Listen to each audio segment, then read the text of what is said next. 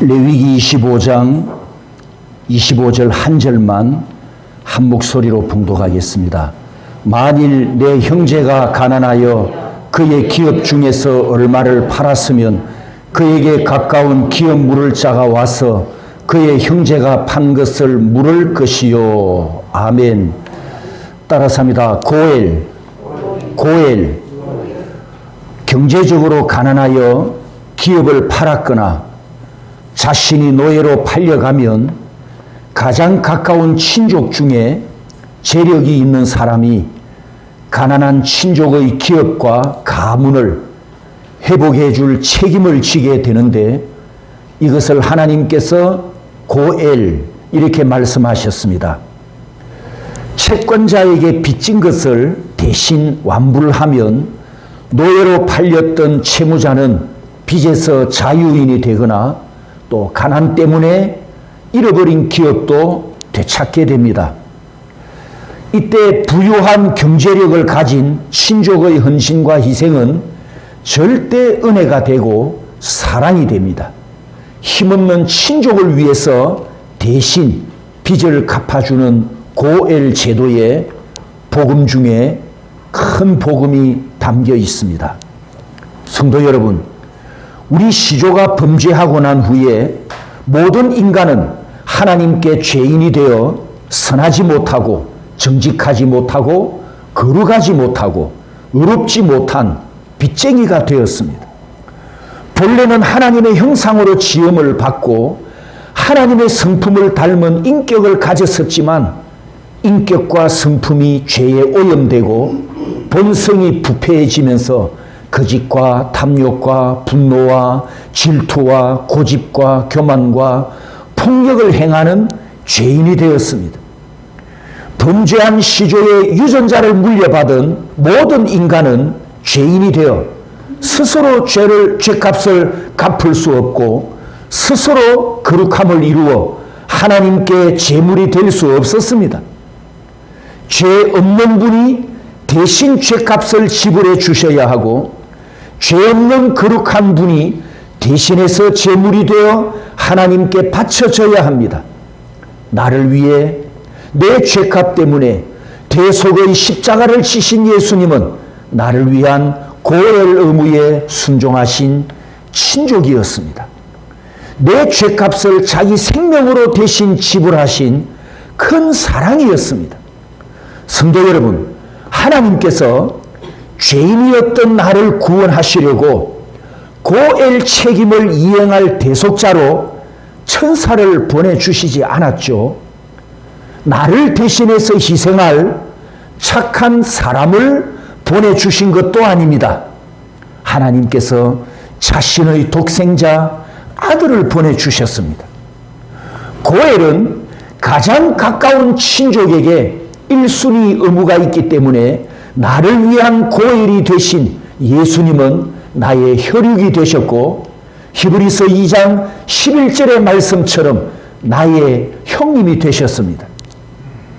고엘은 친족을 살리기 위해 자신의 것을 희생하듯이 예수님께서 나를 살리기 위해서 자기 생명을 아낌없이 내어주셨습니다. 성도 여러분, 우리의 과거는 선함을 잃어버렸었고 거룩함을 잃었었고 의를 잃어버렸었습니다. 생명도 잃었고 영생도 잃었었습니다. 생명과 영생을 잃은 정도가 아니라 천국과 지옥이 있는 줄도 몰랐었고 인정하지도 않았었고 믿지도 않았던 강팍한 죄인이었습니다.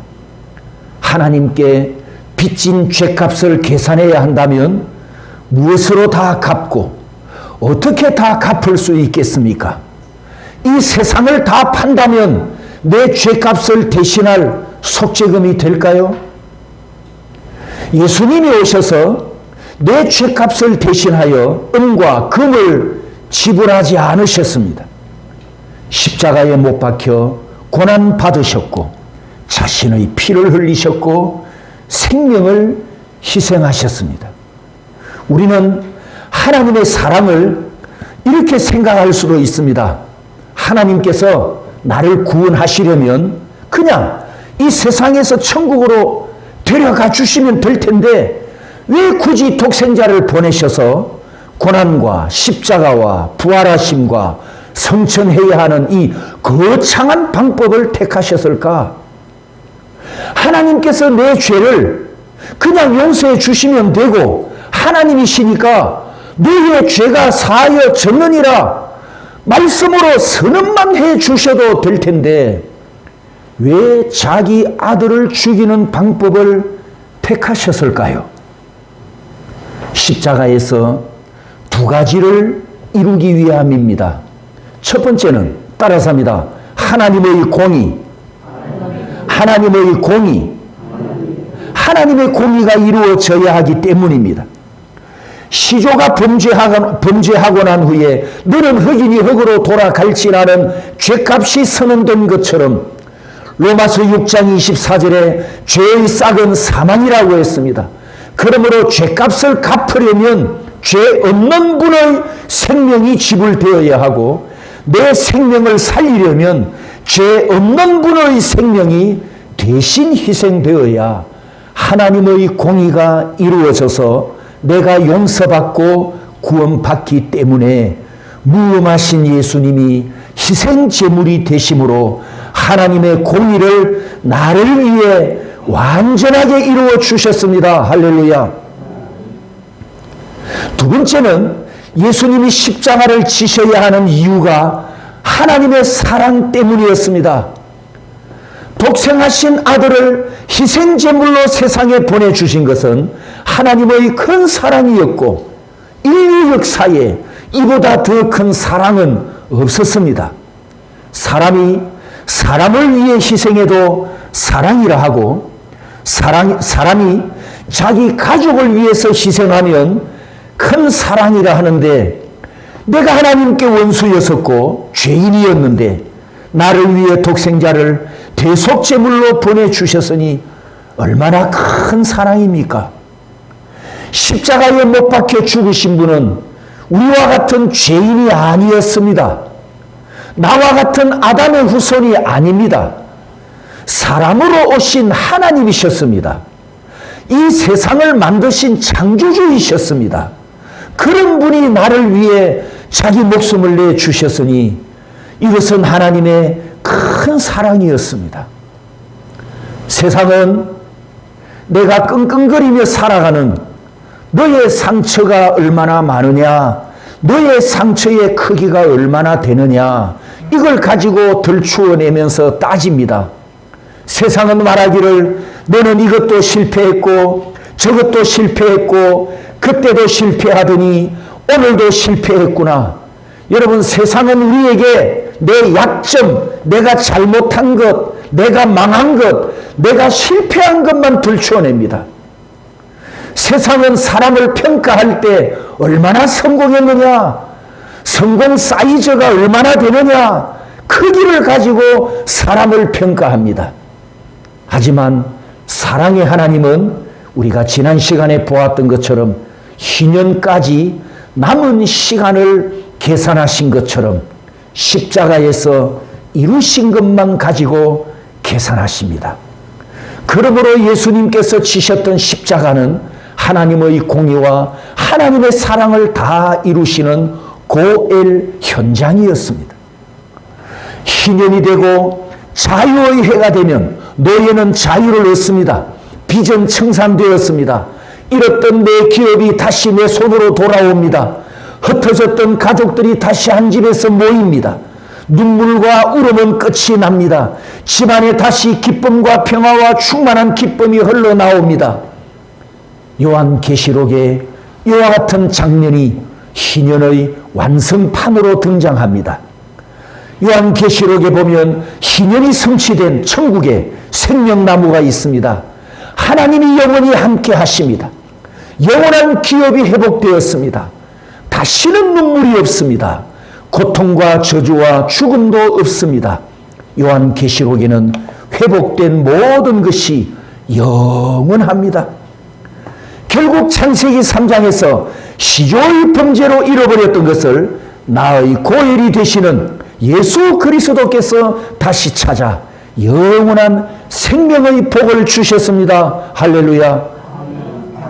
그러므로 성도 여러분, 매일매일 순간순간 희연이 되신 예수 그리스도 안에 있는 성도는 현재를 바라보고 현재 때문에 땅을 치고 현재 때문에 가슴을 치고 살아가지 않습니다. 구약의 빚진 자들이 안식년을 기다리는 것처럼 기업을 잃어버린 백성이 50년 주기로 돌아오는 희연의 자유와 회복을 기다리는 것처럼 신약교회 성도는 오고 있는 영원한 희년을 기다리며 매일매일 순간순간 소망 중에 즐거워하며 살아갑니다. 레위기 25장 희년 이야기는 저와 여러분들을 영원한 희년, 영생하는 방향으로 인도하는 행복한 이야기였습니다.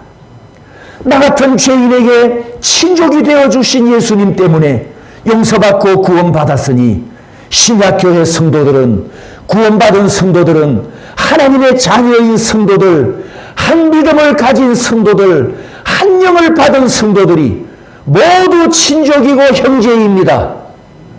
성도 여러분, 우리의 관계는 예수님의 피를 나눈 영적 가족들이 되었습니다. 우리가 진짜로 남이 아닙니다. 예수님의 피로 결속된 한 가족이 되었기 때문입니다. 예수 그리스도 안에서 한 가족이 된 우리는 이 명령과 권면을 받습니다. 5개의 구절이 있습니다. 로마서 12장에 소망 중에 즐거워하며 따라서 합니다. 성도들의 쓸 것을 공급하며